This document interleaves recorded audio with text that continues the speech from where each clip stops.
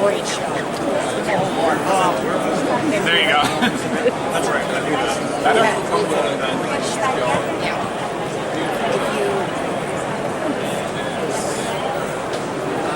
He's a good boy. Positive reinforcement. Oh my God. Oh. Ah, oh là, la nouvelle technologie va tout nous montrer. Hein. Ouais, ça. Là, c'est un petit robot chien.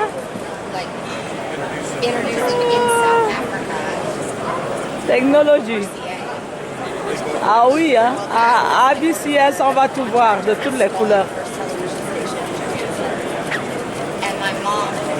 Il y a toujours quelque chose de nouveau ici, hein.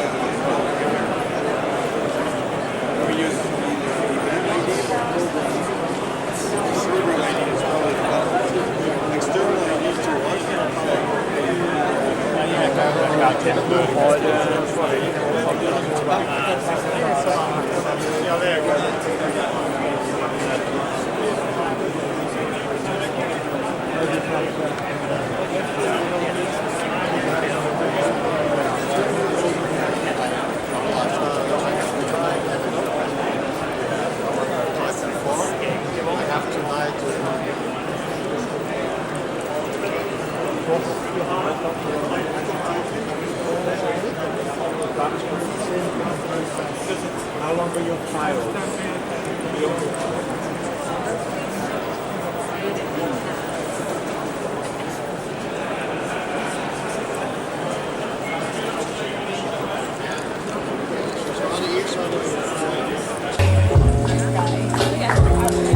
C'était donc là la fin de la journée de dimanche avec cette cérémonie Award 2022 ici à la Convention internationale des médias à Amsterdam. Nous sommes ici à Amsterdam toutes les années avant que la pandémie du Covid-19 ne vienne frapper. Amsterdam se tenait toujours chaque année, mais après 2 ans d'interruption, les choses ont repris à la normale. Et nous sommes là à la fin de la journée du dimanche, qui est une journée qui s'est couronnée avec la remise des prix d'excellence. Il y en a eu deux ici, mais celle-ci est la plus importante. Amsterdam n'est plus à découvrir, c'est la même chose qui se tient en France avec Salis au mois de novembre et à Amsterdam, à Las Vegas au mois d'avril. Nous sommes donc ici à Amsterdam en Europe. Pour ceux qui ne connaissent pas Amsterdam, c'est la capitale économique des Pays-Bas, la Hollande, encore appelée Nederland. L'incident ici, c'est que le vendredi, beaucoup venant en train n'ont pas eu accès aux Pays-Bas parce qu'il y a eu une grève, une terrible grève qui a eu lieu ici. Les trains ne roulaient pas. Le transport public était arrêté.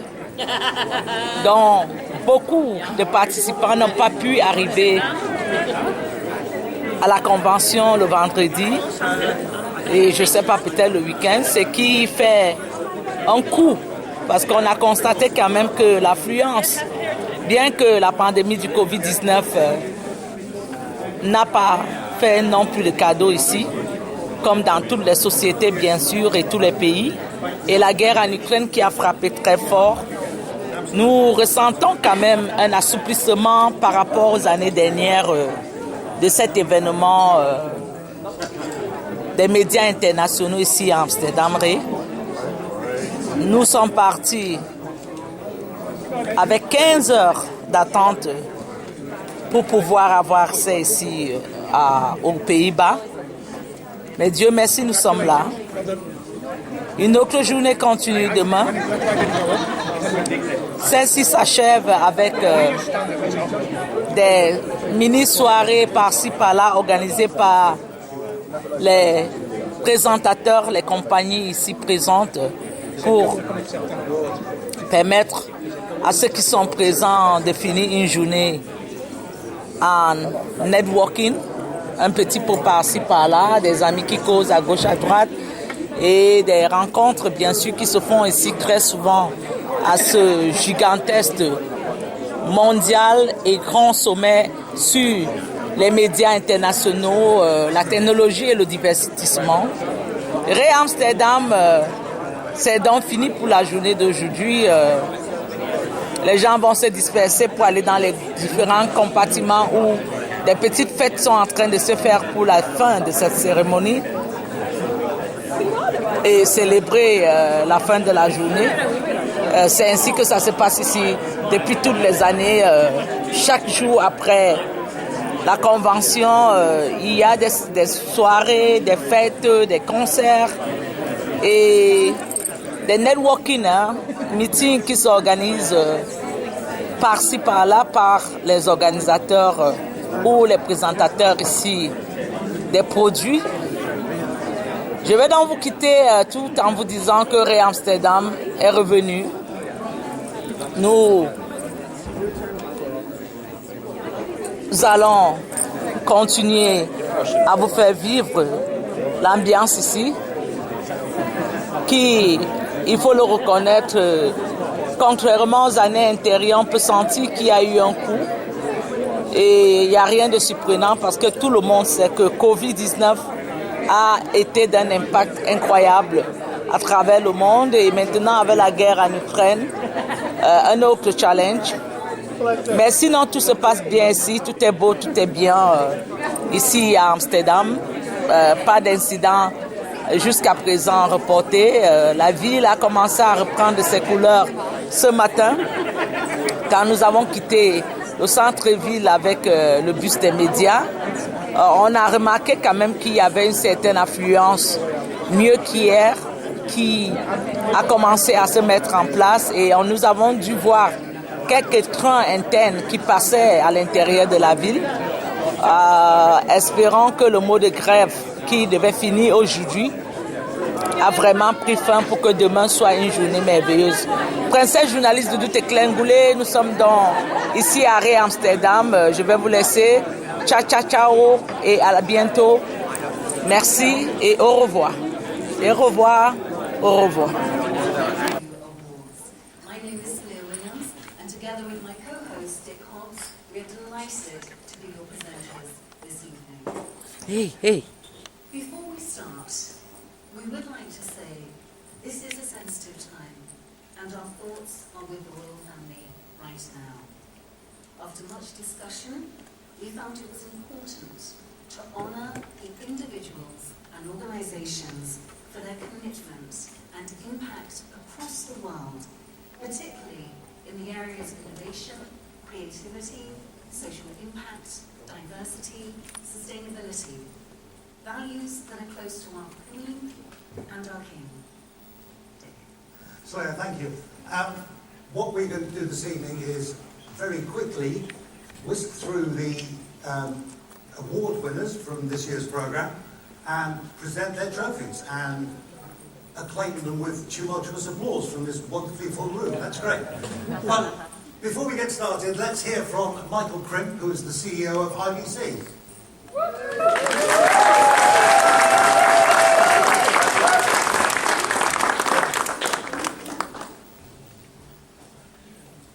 Evening, Michael. Great to see you. Isn't it nice to be back in Amsterdam? Yeah, hello everybody, and hello Dick. It's fantastic. I guess everyone's had the conversation over and over again how great it is to be back face to face. My catchline is we're stronger together, and I think that's what we've seen this week. And awards. Awards have been around as a part of IBC since 1984. It's way back in the DNA. Why is it so important that we recognise excellence? You have other camera behind. You can't be doing this. I realize I'm working for IBC. Yeah, but you have to lower down because you're standing there and we cannot film the thing. No, I'm going to carry on filming. No. You have to find your way. When we were making the decision, it wasn't clear whether that would be Are you a professional or what? safe thing to do at that stage. So we brought it here, and what I think is really important is to have continuity, because I'm hoping that, you know, when people look back in 20 or 30 years' time, they'll see continuity of all the winners. They won't know that we're in this room rather than the big room, but they'll just see that everyone was worthy and received it. So I think it's important. Great. Thank you very much indeed, Michael, for kicking the evening off. And we look forward to seeing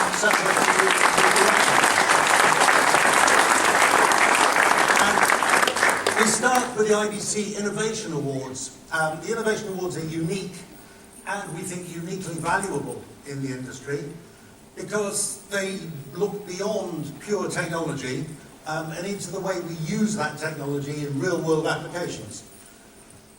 And users and technology vendors come together to work on projects. Often those conversations start here at IBC, and the end result is excellence in the practical use of technology. I'm going to invite to the stage now one of my colleagues from the Innovation Award judging panel, Pga Tour, and she will have the task of picking up the first of these hefty trophies and presenting it to the winners. But before we get there, forgive me, I've already lost the plot. It's been a great show, but a long few days, so let me It's help you, you isn't out. it? I'll shut up, I'll go away. Don't you just love IBC? It's Sunday night and we've had 3 or 4 days of fabulous communications and enjoyment and engagement, and part of us kicking off tonight is the special award for this year, which is the support for the Ukrainian media professionals. And I'd like to bring up to the stage Sonia Chakarova from Playbox Neo, Daniela Weigner from Synergy, and Philip Koval from his own consulting firm. So if you'd like to come up to the stage, this is, I was part of the judging committee for the IBC Awards this year, as I have done for many years. And this was something all the judges felt incredibly important to highlight the work that this project has done, and really to show the solidarity across our industry, across the globe, with so many things happening right now. And so we wanted to ask you, and Sonia, I'm going to come to you first, if you'd like to come to this mic here, Daniel. Sonia, tell us how it all got started. I mean, obviously you were aware this is a significant world event. What happened for you to start this project with your peers and founders? Well, actually, it was very emotional decision, so I feel very bad when the war starts. I have a lot of friends from Bosnia and Serbia, and I know exactly what the war is. So I really cannot stand at my home and doing nothing.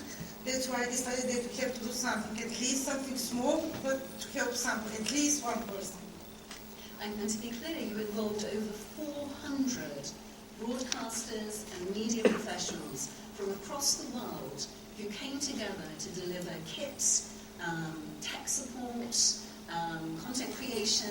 I mean, this was significant in terms of the impact. Actually, I think that this fact shows that we, from the broadcast industry, we are not only professionals, but we are humans first. So thank you very much for all the companies which support the groups and which support the Ukrainian guys. Thank you very much. Daniela, I'm going to come to you next.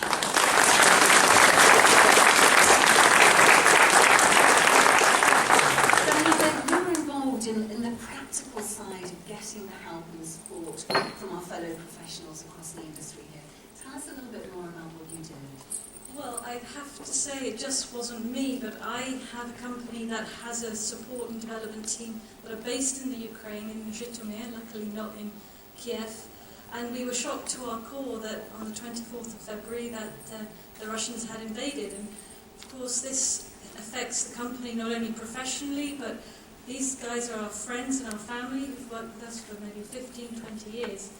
And we thought we have to do something. So we, as a company, packed up some cars. Some of us went to the Polish border, picked up some of our female colleagues who work in the Septembre office. Their families, we've got mums and children, and I believe we evacuated about 28 people in total from the Synergy family. Not all landed in Germany, some went to Poland, some went to Sweden, and of course now we've employed many of the ladies who came over. Their children are in the German school system. We've just tried to be good employers and good people, and it's not just me. I have to thank my colleagues who are sitting over here too. I've got Paulina, head of support here, my head of Q&A, Olga, and also Yaroslav, who's head of product management of the UK. And all of these people did their part, and all of my company did. It's not absolutely just me. I just want to do what's right. And that's.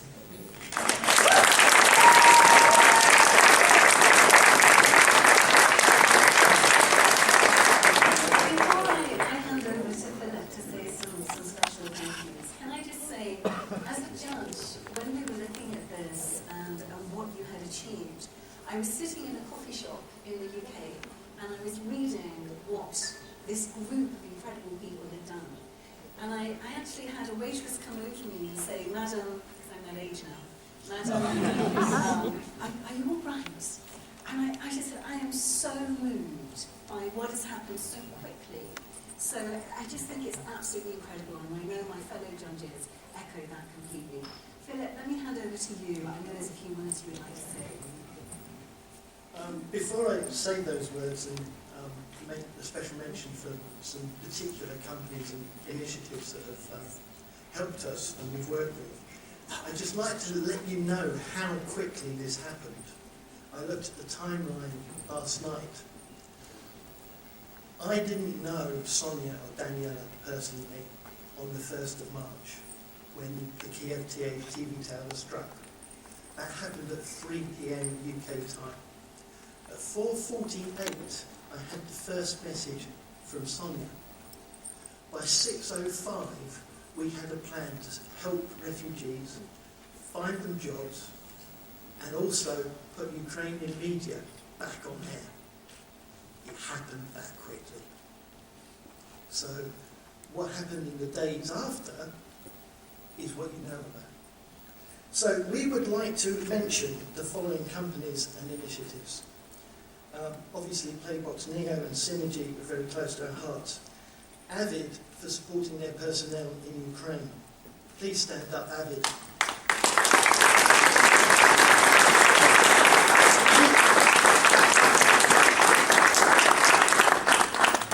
VisRT Group, who provided hardware, new tech, and NDI solutions, which have basically enabled news gathering out of Ukraine.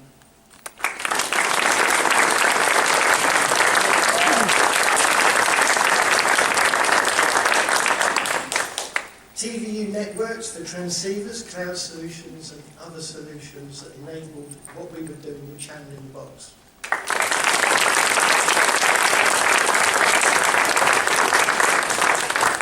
Octopus Newsroom for news and humanitarian aid.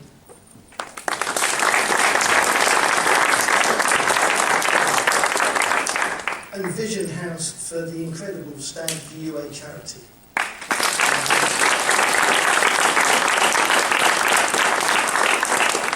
There were about 25 companies who were notable for putting their hands up. I must also say we'd like to mention, I've forgotten the company. We'd like to recognise everyone who offered to find jobs for people. We had some incredible attention, and we'd very much like to help them. So if anyone in the room is from a recruitment company and is a member of this group, please also stand up. And I'm sorry you're not on my list. I can't apologise for that. Anyway, thank you very much.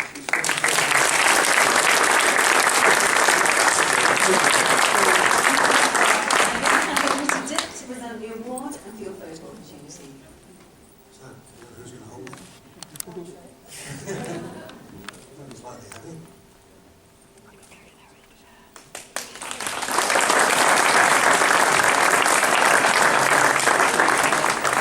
Thank you all very much indeed.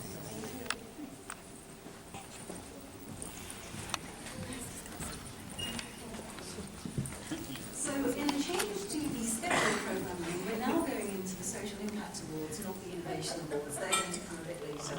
So, to say this is an area that's very close to my heart, and I've been lucky enough to be on the judging panel and involved in some of the projects that we're talking about tonight. I'd like to ask up to the stage one of my fellow judges, Jamie Heidhoff, who is the head of BT Sport, also a judge. There's a number of awards that we're going to give out. Jamie, if you'd like to come on up. Thank you very much.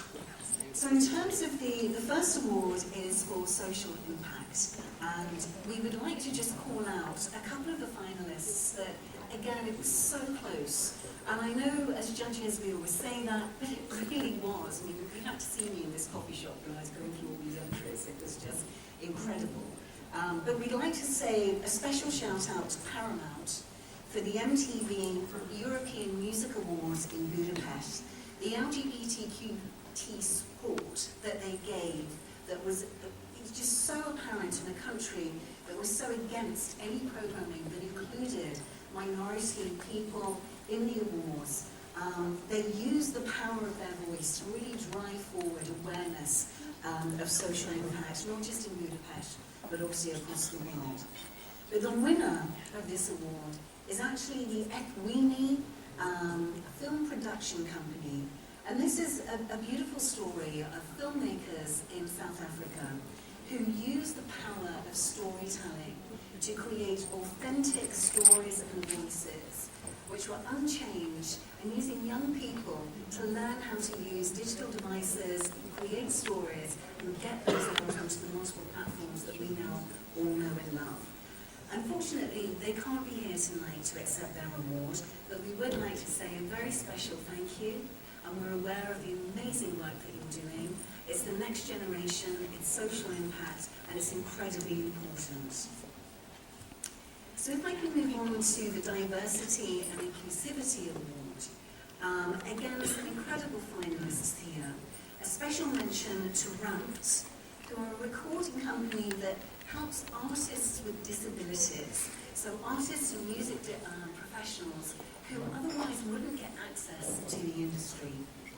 There's also a shout out to Equal, who are the Korean project that was teaching children to sign language through the television. Now let's just put that into perspective. This is in a country that is not known for its social impact and diversity. And the Korean project really looked at how they were able to use the power of television to teach sign language so that children could then understand what was actually being broadcast or distributed on television. So, the winners in the diversity and inclusivity area. There's actually two here, because again, it was so incredibly close. So first of all, I would like to ask to the stage for Break the Codes, a documentary by IOTA RTBF, a co-production. Can I welcome to the stage Safia Cases for this fantastic documentary that really looks at how to increase diversity and inclusivity within what's predominantly a male-dominated production film. If you would like to come over to Jamie, he will give you your awards.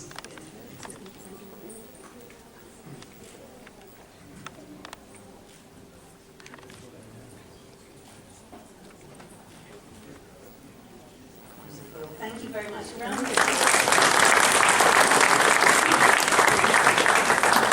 And to the other joint winner of the Diversity and Inclusion Award, the Rise Up Academy. Can I welcome to the stage Carrie Wootton?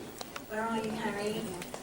Again, another incredible project with the help of Andy Beale, again of BT Sports. Many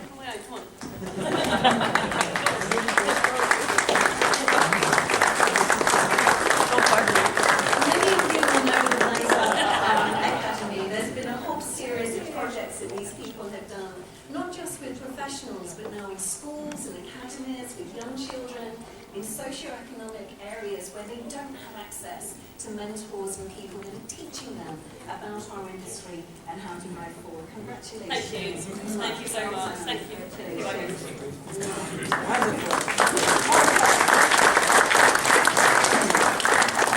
So to the next one, and this I think is the final one in our list. Okay.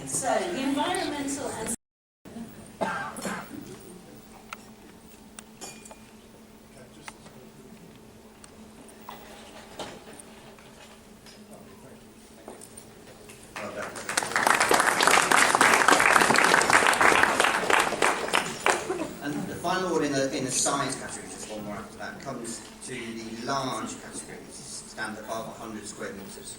So these are the big stands you see throughout the exhibition. And we're pleased to award this to Bridge Tech.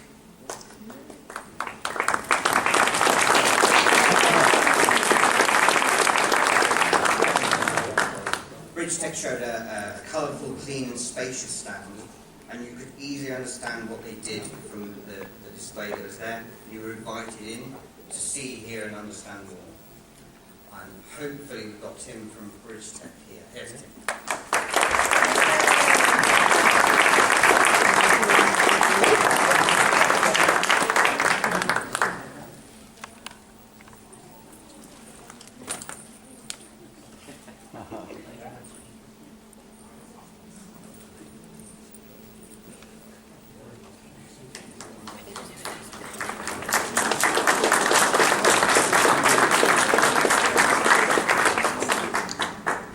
The final award we have for stand design is a new award for this year. It's the Judges Award for Stand Design Innovation. And to collect this award, we like to invite Atomos up to the stage. Atomos uses both new and recycled materials to really stand out within the hall. And the lightweight aluminium frames were reused from various other exhibitions they've done. The backlit fabric really made an impact. Invite Atomos up to the stage. Thank you.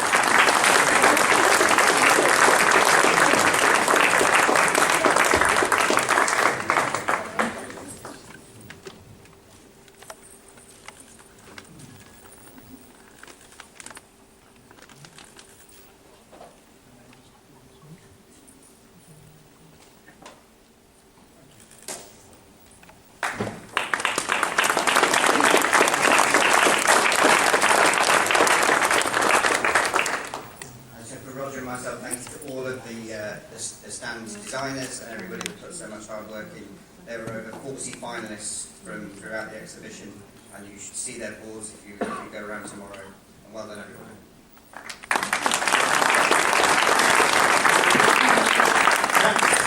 Thanks indeed to Dan and Roger. If you were wondering why Roger was so reluctant to let go of the trophy, it's because we have to take it back and get it engraved.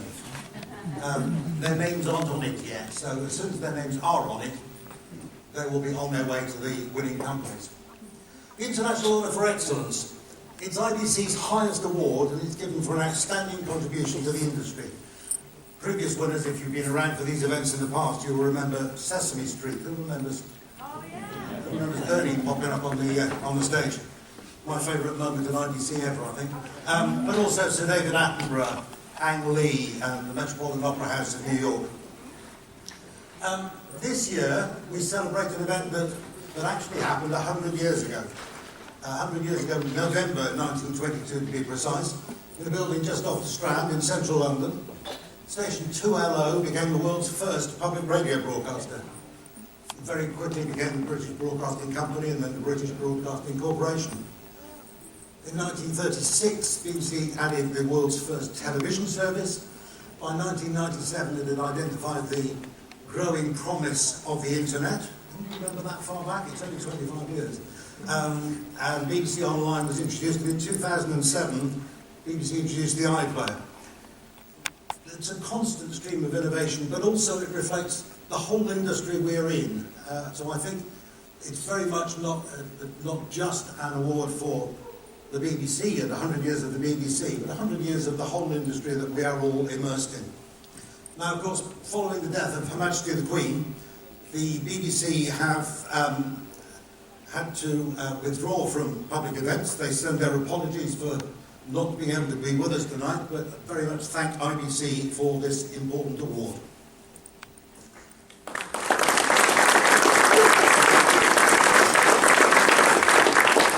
And so to the final trophy of the night. The Innovation Award judges often get submissions. We get hundreds of submissions to consider for the Innovation Awards, the 3 Innovation Awards, and we often get submissions which don't really fit into our criteria, but we look at and think, hey, that's good, that deserves something. And that very much happened this year. And the submission came from a guy called Clinton Jones, who some of you young folk may know as Punisher. He's a 3D graphics guru. He's got more than 1 million followers on social media. And in lockdown, he put out a challenge to all of those designers that regard him as an influencer. And he set out a template for an idea he called Infinite Journeys. And he challenged them to come up with a 3D sequence that sat in this identity. And 2,448 people responded. They contributed a grand total of 18.8 years of work to design these sequences. And we thought that was quite an achievement, At the beginning of the evening, Michael talked about community, and that's really very much bringing the community together. Carolyn Giardina is going to present the award for Infinite Journeys, and accepting on Clinton Jones' behalf, please welcome Nick Gavoni.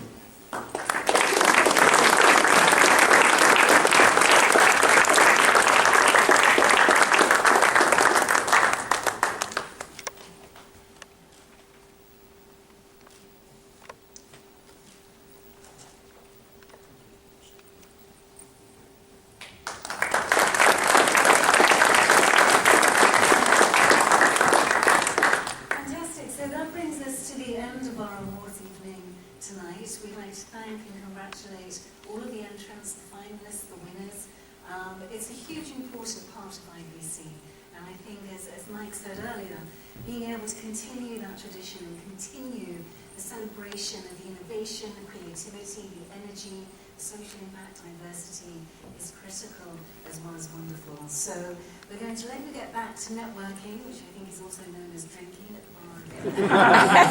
And we're going to close out with some of the contributions from Clinton Jones' Infinite Journeys. Thank you so much for joining us. Thank you. Thank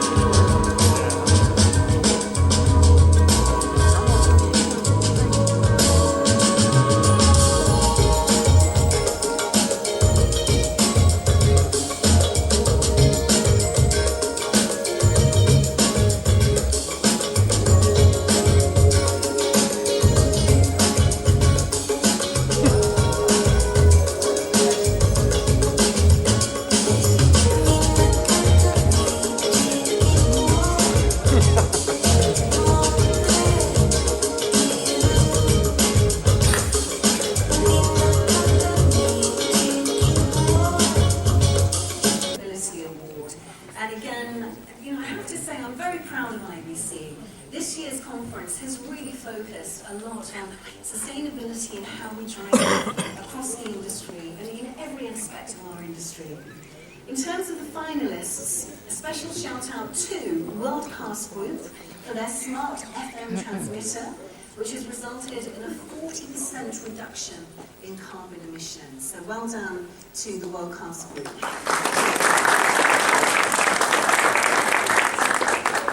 Another key finalist who deserves a special shout out is Sky Sports, and again for Game Zero, which was a carbon-neutral football Sky versus Chelsea game, where they're continuing the goal of carbon neutral. And they really use the power of sport as well as broadcasting to drive home this message in a stadium full of supporters. Not an easy job. So congratulations to Sky Sports for their finalist position as well. The winner of the Environmental and Sustainability Award is Waterbear, supported by NICA. And this is an initiative that's promoting awareness of environmental issues through the power of storytelling. Again, the very heart of our business and our industry and what we do. So I'd like to welcome to the stage Oliver Taproga of Waterbear and Heidi Jales of Nikon to receive your awards. Congratulations.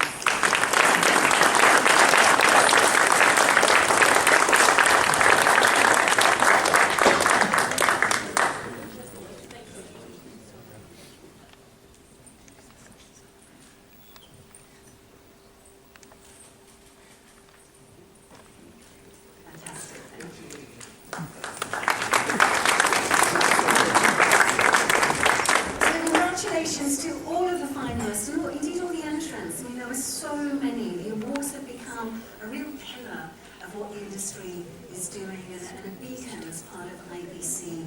And really, I think, part of the heart of what we celebrate. So that's it for the Social Impact Awards. I'm going to leave you with Dick for the Innovation Awards.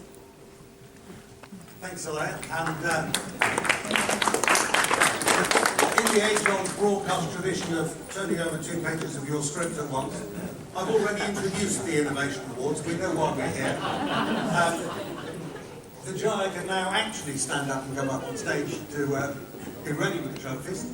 There are 3 categories in the Innovation Awards. The first is an award about content creation, and all 3 in the Content Creation Awards finalists were about the use of augmented reality, extended reality, kind of stuff like that.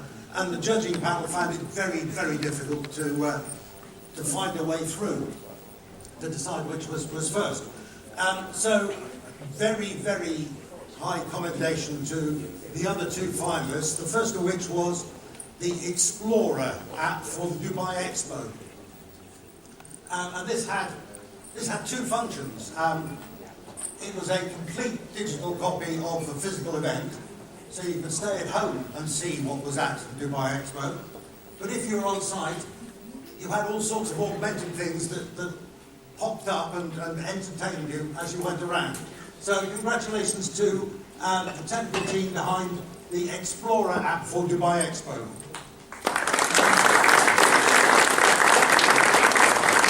The other highly commended project was what I would love to have seen, and I wish I'd heard about it in time. It was a live event in London, the Green Planet AR experience. And this was an immersive experience where you ended up inside the BBC Natural History documentary Green Planet through the aid of immersive additional augmented reality. And you were guided around by a holographic Sir David Attenborough. That sounds absolutely wonderful. Again, a long list of technology partners who contributed to something very impressive. But the winner comes from the States, comes from Fox Alternative Entertainment. And if you thought that television talent shows were getting a bit boring, they came up with a new idea whereby all of the performers were not just avatars, but avatars that appeared live on stage in front of the judges and the audience. It's a remarkable achievement.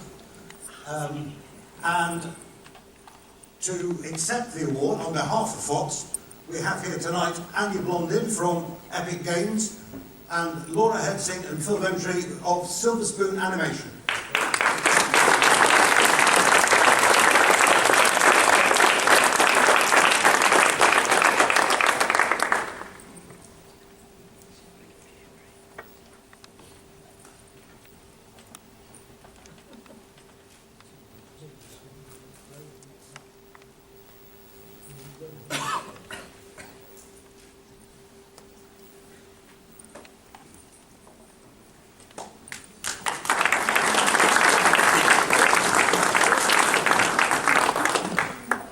content distribution, again we had 3 projects that made it to the final shortlist.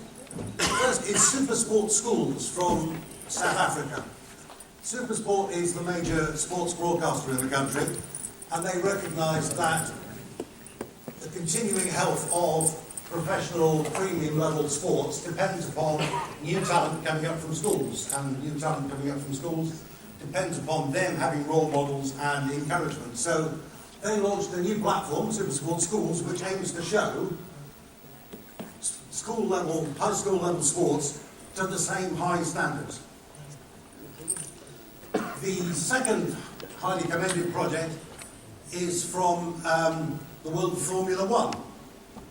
Oracle Red Bull wanted to launch their 2022 car, the RB18, and they did it by involving the fans in the whole production of the launch. So rather than just having a promo video, they had 6,400 people on social media making the promo video as they went along.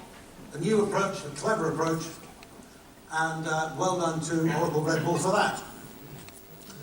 But our winner is perhaps a slightly strange one, you might think, for this, because the winner is the Imperial War Museums of the UK.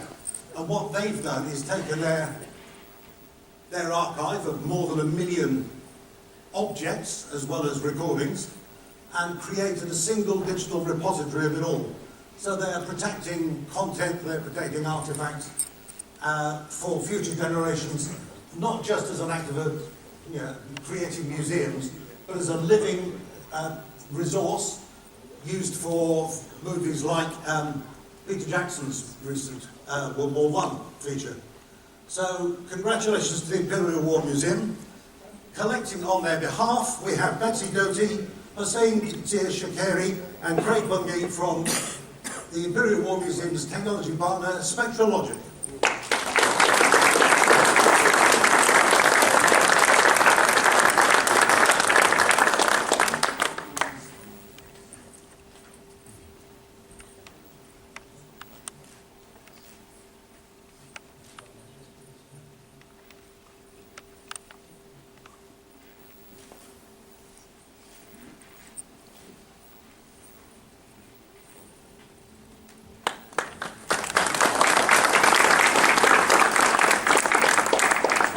Our third category is content everywhere, making content available to people on any device in any place. And all 3 finalists were around the world of sport. Sport is often where we see the most innovative progress in the industry. First finalist is the Pga Tour in the States, and we've got used to seeing things like this on television if we watch golf. The distance of a drive, the distance to the hole. What Pga Tour with their partner Quintar have done is develop an app that does it in real time as you walk around the course. It's quite stunning technology. In the UK, last year, a new cricket format was invented, the 100. Purists have some concerns about the 100 as a format, but it's incredibly popular on television and with live audiences. So one of the innovations that Sky Sports brought in were avatars of some of the leading players, both men and women, which could be used for analysis. So this is Joss Butler showing how he uses his bottom hand in pulling the ball. If you know about cricket, that's really, really clever. But the winner was a slightly broader project led by BT Sport, which they lump under the umbrella title of 5G Edge XR, which is not easy to say. And essentially this means using edge computing to create all sorts of added value. So again, here we have something similar. This is a Brian O'Driscoll kick for goal on a rugby pitch, but adding that same sort of value in all sorts of sports, creating volumetric impressions of boxing matches. They've even extended it to ballet. It's a really, really interesting application. So congratulations to BT Sport for this project, and collected we have the ubiquitous Andy Beale and Jamie Heinhoff.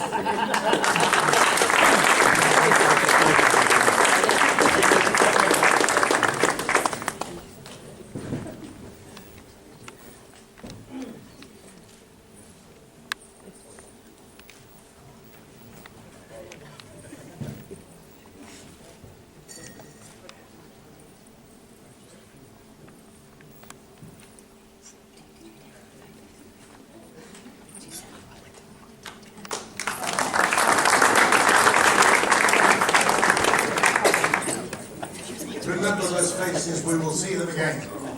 In a very happy coincidence, we'll be seeing them again very shortly. IBC has always presented a paper for an award for the best paper in the technical part of the conference. And this is judged by an entirely different panel. It's judged by the peer reviewers who evaluate the papers, and only the most important new research and new technology, well expressed, makes it into the IBC conference, and from those they choose the best of the best, and that wins the award for the best technical paper.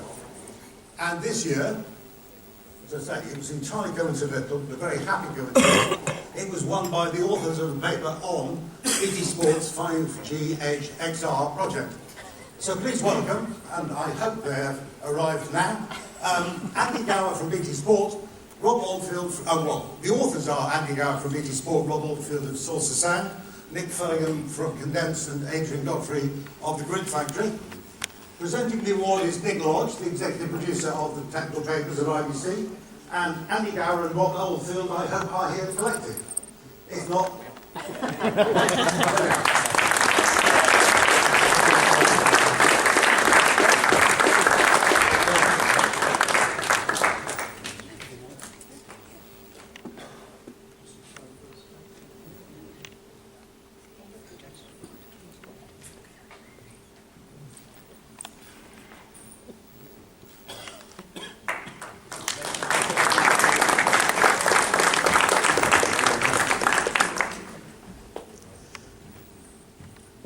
IBC, for many people, is the trade show. It's the show floor. It's the all-encompassing exhibition.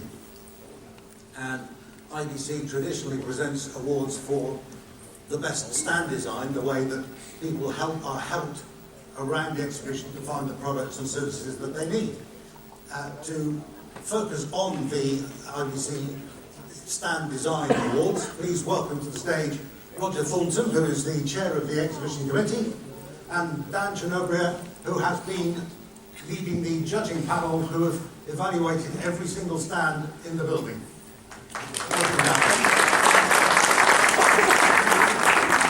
Thank you. Well, having spent 30 years on the vendor side of things, being heavily involved with designing and executing exhibition stands before I moved over to the dark side, I know the blood, sweat and tears that goes into creating a stand, and I also know that the difference between having a good show and a great show is having a great stand. So tonight we're celebrating out of more than 1,000 exhibitors. We've picked, I haven't picked, but Dan's team's picked 4 winners, and they are all absolutely outstanding stands, and I strongly recommend you to go and have a look tomorrow. So without further ado, I'm going to hand it to Dan. Thank you, Roger. So I'll start by saying just thank you to everybody that's come and built the stand. It looks so easy when you walk the hall, but actually it's blood, sweat and tears. In this occasion, 3 years worth of blood, sweat and tears, not just the one. And a special thank you to the jury that give up their time freely over the Friday and Saturday to look at the stands and then sit together and work through them. So what makes a good stand? It's something that has visual appeal, but as well as having visual appeal, it's how it makes use of the space. And that means that a small stand can win just the same as a large stand. It's not about spending money, it's about spending a thought and design. Does it do what it says on the tin? Can you look at that stand and can you say, I know what that company does and that's the place I need to be, so you can make the best use of your time within the exhibition, which is, for 1,000 stands in 4 days, is quite tight. So we'll get to it. Maybe we start with the small stand. So the small stand, the winner was M2A. Hopefully we've got M2A here to collect. Callum? Yep. Thank you, Callum.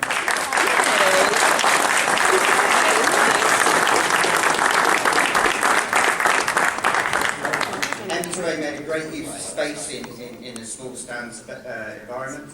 They really used their corner position quite well. And the stand clearly, without using too many words, brought out what they did as a company.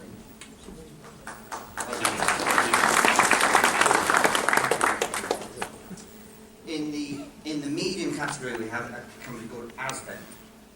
And hopefully Asben are here. Hello. Asben used a variety of visual tools to really bring the best out of their product and put it in context within the hall we walked to. Please come up and take a look.